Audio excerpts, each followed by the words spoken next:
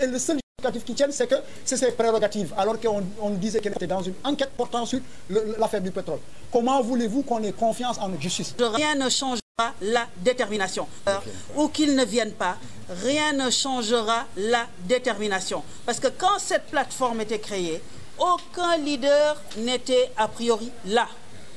Certains leaders avaient même commencé des actions bien avant et tous sont venus nous rejoindre. Et dans ce cadre de concertation, ils ont tous des représentants. Et quand nous menons des actions, ils sont tous là pour nous apporter leurs idées et leurs ressources. Et quand il y a des personnes qui sont incarcérées, ils sont encore là pour venir soutenir judiciairement, au niveau de la logistique, toutes les personnes qui sont arrêtées. Donc ces leaders sont là. Mais nous voulons la présence des citoyens. Alors, si M. Ali Mouba estime que la manifestation qui a eu lieu vendredi dernier était un épiphénomène ou tout à fait banal, c'est que il est libre de le faire, mais je pense que ce ne doit pas être un fin observateur, il doit être plutôt dans les bureaux. Je le taquine. C'est pour dire que effectivement, les citoyens sont sortis massivement. Les jeunes sont sortis et surtout malgré l'interdiction.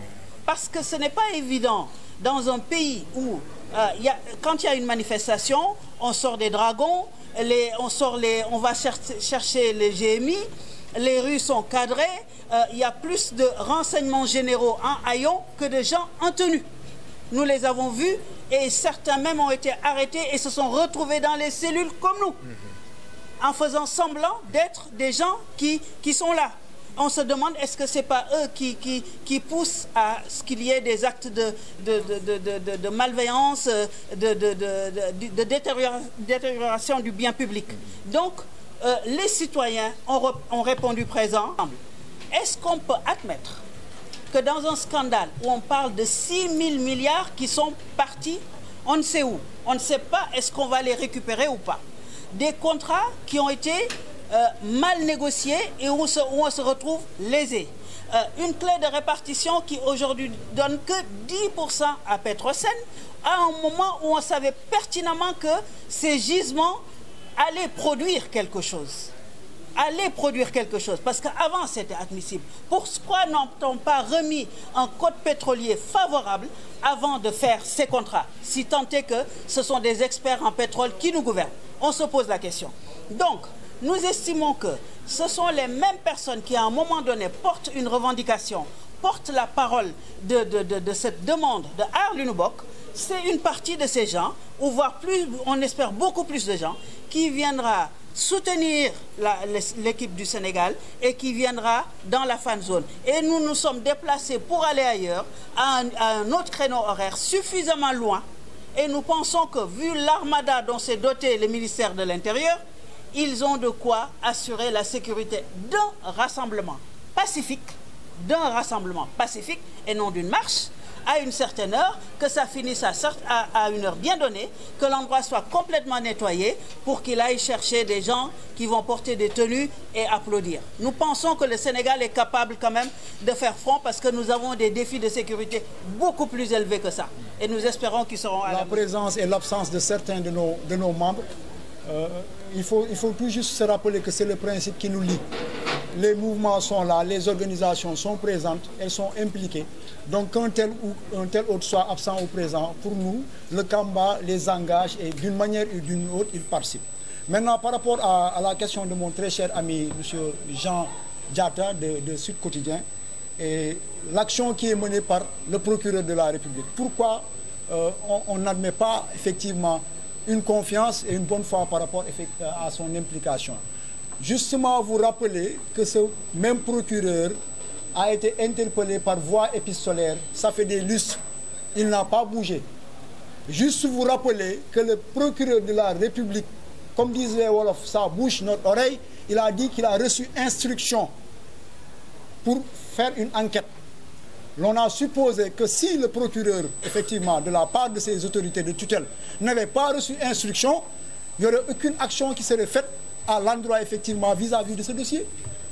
On a vu le rapport de l'IGE 2013 recommandait l'ouverture d'une instruction judiciaire contre la personne telle. C'était en 2013, sur la somme de 9,7 milliards et qui implique M. Samuel Sarr. Qu'est-ce que le procureur a fait? L'on a vu une justice qui a donné suite favorable aux recommandations de la CEDEAO pour quand même arrêter les poursuites contre M. Thione Seck et qui a fait le contraire contre M. Khalifa Sall. On a vu Nafi Ngom Keïta limogé par le président de la République et le seul justificatif qui tienne, c'est que c'est ses prérogatives, alors qu'on disait qu'elle était dans une enquête portant sur l'affaire du pétrole. Comment voulez-vous qu'on ait confiance en notre justice? Comment voulez-vous qu'on ait confiance en notre procureur? Ils ne nous rassurent pas parce que la manière dont ils ont géré tous ces dossiers-là ne nous rassure pas. C'est pourquoi nous exercerons ce droit. On l'accompagne, il doit nous applaudir. On n'a pas attendu d'instruction, nous, d'un tel leader politique. Lui, il attend des instructions. Nous sommes là à le pousser, à l'encadrer, à tout simplement dire, monsieur le procureur, nous sommes avec vous, nous vous soutenons, nous vous applaudissons. Pendant que vous êtes dans vos enquêtes, nous allons dire, Sénégalais, sortez et demandez que la lumière soit faite et de manière très objective. Alors que le procureur nous remercie et que ne nous dites plus pourquoi on n'a aucune confiance au fonctionnement de la justice. Pas par rapport aux hommes, mais par rapport au système qui soumet ces hommes qui exercent cette autorité judiciaire. C'est ça le problème. C'est bon. Voilà. On prend en compte déjà une préoccupation. Il ne faut pas oublier, juste attirer votre attention, que les juridictions étrangères sont impliquées dans ce conflit, ce processus. Le collectif avait interpellé les juridictions au niveau de l'Australie, ça fait 2 ou 3 ans, c'était en 2016. Les juridictions au niveau des États-Unis, notamment le département américain, parce qu'il y a M. Aline Gueye, qui est expert comptable, qui est le coordonnateur de ce mouvement, qui est là-bas. La CEDEAO sera saisie. Toutes les juridictions compétentes, nationales et supranationales, seront saisies pour que la lumière soit faite dans cette affaire. Maintenant, moi, je pense que vous êtes autant sénégalais que moi. Vous comprenez bien comment ça fonctionne. J'ai évoqué le cas tout juste d'une recommandation de l'IGE, rapport de 2013, qui dit « Ouvrez une instruction judiciaire contre la personne de tel sur 9,7 milliards. Le même IGE en 2014 a fait un rapport. Elle a demandé l'inspection que le mode de gestion, effectivement, de la caisse d'avance soit revu. On a vaille que vaille ouvert une information judiciaire et on a jugé emprisonné. On a vu l'OFNAC, malgré les dispositions de la CEDEAO, parce que les gens du pouvoir vantent le mérite du président en disant que c'est son idée. Ce n'est pas son idée. C'est au niveau de la Banque mondiale, ensuite de la CEDEAO, qu'on a recommandé qu'il soit mis en place des instances de surveillance et de contrôle financier. Et c'est bien organisé. L'OFNAC ne peut pas être, en tout cas, refait que la moitié de ses membres. On a vu Nafi Ngom Keïta lors d'une enquête qui impliquait peut-être, selon certains rapports, le frère du président de la République qui a été limogé. Mais je suis obligé. On parle de Cheikh Omar Anne, on parle de beaucoup de choses. On parle de 29 milliards du Prodac. Oui. On n'a rien vu. On attend que le procureur revienne nous dire « J'ai reçu instruction pour entendre Mambaïna ». En attendant, il ne reçoit pas d'instruction. Pour les autres cas, depuis des lustres, il a reçu des instructions. Monsieur, vous êtes Sénégalais, nous sommes Sénégalais. Vous vivez ici, nous vivons ici. J'ai exposé des faits. À vous de les analyser. Est-ce que nous... Le combat dans le temps, on accompagne le procureur. Ce qu'il aura oublié, on va le lui rappeler par la manière. Dans ces pour la préservation, en tout cas dans la gestion des ressources naturelles, le respect des principes de bonne gouvernance et de transparence, compte tenu effectivement d'une certaine actualité qui met en cause en tout cas un citoyen sénégalais du nom de Aliou Sall, que nous avions considéré comme un citoyen sénégalais et que malheureusement le président de la République a considéré comme son frère. Préoccupé par la vérité, l'information, des droits qui sont consacrés par la Constitution du Sénégal, à savoir le droit à l'information, le droit à la propriété des ressources naturelles, le droit à la manifestation, à l'UNIBOC, qui regroupe toutes les franges de ce pays, de toutes couches politiques, sociales, citoyennes, professionnelles, se sont retrouvés pour effectivement exiger du pouvoir en place que la lumière soit faite, qu'on puisse identifier des coupables s'il y en a, qu'on puisse identifier les fautes et qu'elles soient punies, quels qu'en soient les auteurs, qu'ils soient du bord du pouvoir ou de quelque bord que ce soit. Nous avons vu un préfet de la République, un préfet de Dakar, qui a presque maîtrisé certains de nos droits. Nous n'avons pas été informés de l'interdiction d'une manifestation dont il était informé 10 jours avant. C'est à travers la presse, tard dans la nuit, que nous avons appris que le préfet a interdit une manifestation. Le lendemain vers 9h, il nous a convoqués pour nous dire que hier, dans la soirée, je vous ai appris. Nous nous disons tout simplement que nous allons donner corps pour ce vendredi prochain, avec les mêmes Sénégalais qui ont commencé à se déployer sur l'ensemble du territoire national pour que la lumière soit faite effectivement sur cette affaire, sans pour autant, par principe, indexer personne. Parce que Aar-Li-Ñu Bokk est une organisation de principe qui sera très objective dans sa démarche. Nous n'accusons personne, mais nous voudrions effectivement que la lumière soit faite dans le cadre effectivement de cette affaire. Le droit à l'information. Donc informer le peuple sur ce qui se passe, si tant est que ces informations soient avérées et justes et non de la fausse information. La Constitution aussi nous donne le droit de manifester, de redonner au peuple les ressources qui appartiennent au peuple. Fort de ces trois droits, nous estimons que, ayant déposé le papier comme quoi nous allons manifester, nous sommes dans le droit. Et nous estimons qu'une république démocratique ne saurait faire prévaloir un arrêté d'un préfet sur la constitution de la nation. Il faut aussi que le Sénégal évolue à ce niveau-là. Et que tout ce qu'ils ont à faire, c'est face à un rassemblement pacifique, sur un endroit géographiquement délimité, venir apporter le soutien de la sécurité et apporter tout ce qu'il faut en termes de sécurité pour qu'il n'y ait pas de débordement et que nous jouons notre rôle d'informer les gens et d'expliquer que c'est une manifestation pacifique pour la gouvernance, pour la transparence et pour le retour des avoirs, tout ça concernant le pétrole. Et que c'est pour ces raisons-là que nous levons, tout en rappelant que ces contrats-là doivent être négociés puisque le président Macky Sall lui-même, dans sa quête du pouvoir, dans sa quête de deuxième mandat, l'avait énoncé qu'il le ferait. Donc ce ne sont que pour ces choses-là que nous nous battons, pour lesquelles nous faisons un rassemblement et rien d'autre.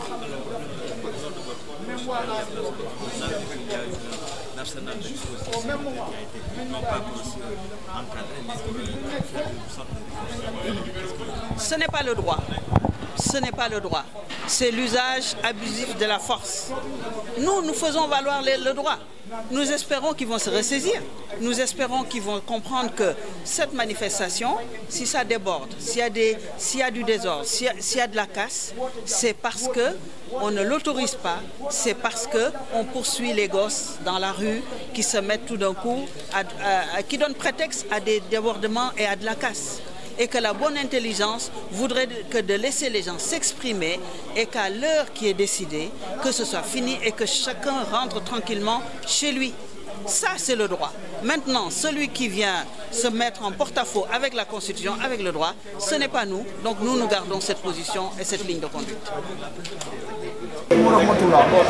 Sénégalais yi ñuy seetaan biir réew bitim réew rawatina ñi nga xam ne ñi ngi fii Sénégal suñu plateforme Aar-Li-Ñu Bokk bi nga xam ne li ko tax a jóg mooy ñu indi bonne gouvernance et transparence dans la gestion des ressources naturelles li ko tax a jóg mooy ñu am une justice libre et objective dans sa démarche pour qu'on ait la lumière ci lépp li nga xam ne moo ëmb coow li fi am li ko tax jóg mooy contrat yi nga xam ne jot nañ ko signé lépp loo xam ne vraiment lor la pour Sénégal ñu xool nan lañ koy jubantoo li ko tax a jóg mooy bu dee am na xaalis bu rot rëccu ñu fexe ba mu duggaat ci gafaka Sénégal ñu ngi leen di gërëm ndaxte àjjuma bii passé ñu bëri ci yéen rawatina ndaw yi nga xam ne dañu ne woon dañ leen di denc ressources yi pour le futur nee nañ dès le présent nañ ko régler parce que y a des préoccupations fondamentales yoo xam ne constitution ko moo tax ñu ngi leen di woo yéen ñëpp àjjuma bii di ñëw ñetti waxtu jotee maanaam 15 heures ñu dajawaat boulevard du Centenaire fële ci wetu siège BCEAO ñu daje fa yëkkati suñu kàddu pour exercer ces 3 droits le droit à l'information le droit à la propriété des ressources naturelles ak le droit à la manifestation bés ni ki démb informé nañ l'autorité que ne incha allah àjjuma dinañ fa ne ñi ngi ñaan yéen ñëpp ngeen ñëw yëkkati drapeau Sénégal pour exercer effectivement seen patriotisme pour exercer seen souveraineté pour ngeen ñaan suñu autorités yi wax leen wan leen ne ñi ngi seen ginnaaw leen rek moo ñu tax a jóg kenn moomuñu kenn santuñu kenn deflooñu bëgg Sénégal rek moo ñu tax a jóg l'essentiel de Sénégal mooy ñu bëgg ñu jox ñu leeral tudd ñu ma sàmb tudd ñu ma demb xeexuñu ma sàmb xeexuñu ma demb liñ bëgg mooy leeral ci lépp loo xamante ni mi ngi jëm ci ni ñu yoree suñu ay koom-koom rawatina pétrole bi ak gaz bi donc ñu ngi leen di jox rendez-vous di leen xaar ci yar ak teggi di ñaanal Sénégal ci Coupe d'Afrique bi mu dugg ci am ci ndam di leen ñaan ngeen dem ci fan zone yi jàppale leen àjjuma yi di ñëw jàppale Coupe d'Afrique bi wante juste à côté ñëw leen suñu wet ci yar ak teggi ngeen jàppale ñu ñaan pour le préfet ñu yónnee ñu les mêmes forces de l'ordre ñi nga xam ne i yónnee woon nañu woon keroog ñu ñëw jàppale ñu encadré ñu ci yar ak teggi ñu yëkk ci kàddu pour faire tonner la voix du peuple au nom des principes de gestion républicaine wasalaam. Sunu Petrol bro hashtag. This is the platform Aar-Lenouba. Today the collective has given a second press conference. The first conference has been done. We sent a message worldwide to all the citizens to come and fight with us in this crucial problem. The problem is very clear. The problem is very simple. We're asking this government to give us the light about this situation where they have signed this contract illegally, to see, and the country want to know what is the truth. We want to find the solution why this contract has been illegally signed, and these are the problems that we are actually today fighting. And in this crucial fight, we're calling every citizen, every Senegalese citizen in Senegal, every citizen around the world to come to join us into this fight, because we're fighting for our truth. We're fighting to see the light. We're fighting for our generations, and we're fighting today in Senegal for the future of our community. We're fighting also for the future for every sector of activity in Senegal, because this is our country and this is our future who has been compromised by signing illegal contracts. So we're asking the truth. We're asking the light. We're asking the way. We're asking for a solution to bring in this country to give solution to our citizens, because today the situation is very, very, very crucial. And today all the citizens of Senegal and our platform, Aar-Lenouba, is more than determined to find the truth. Our platform, Aar-Lenouba, has decided to take steps every Friday to demonstrate our right. And we're taking this situation and we're taking this occasion to ask everyone to come and join us into the ground. Thanks everybody.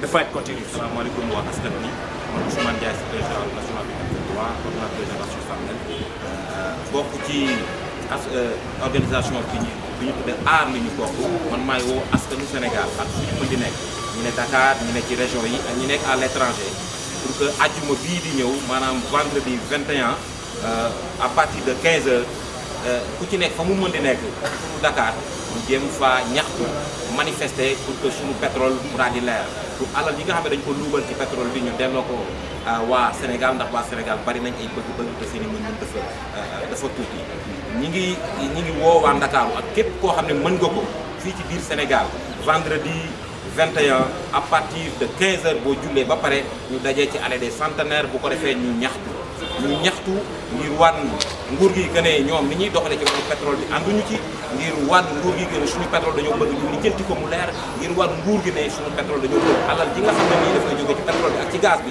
ñu jël ko lépp ñu delloo ko ci bëgg-bëggu askan wi. Loolu moo tax ñuy woo askan wépp, askan yi fu mu mën di nekk ku ci nekk dafa war a jàpp ne xeex bi sa xeex la, du xeexu politicien du xeexu citoyen yi nga xam ne ñoo nekk ci aar luñu bokk, waaye xeexu ala askanu Sénégal la. Ñi fi nekk tey ak génération yi ñëw ëllëg ku ci nekk na gëm ne buy jóg vendredi di dem di xeex da koy defal boppam, da koy defal njabootam, da koy defal Sénégal. Donc vendredi 21 allée du Centenaire à partir de 15h Sénégalais yi ñëpp ñu nekk Dakar ni ñu ñëw foofu ñu ànd ñu manifester ngir laaj suñu pétrole, ngir laaj mu leer, ngir laaj suñu alal, ngir képp koo xam ne délinquant économique nga, parce que crime économique moom ci mbir mi ñu daal di lay jàpp ñu téye la, suñu alal aussi ñu mën ko jël ñun Sénégal parce que suñu bëgg bari na te war nañ ko jël pour mën ci faj suñuy jafe-jafe ñun Sénégalais yi.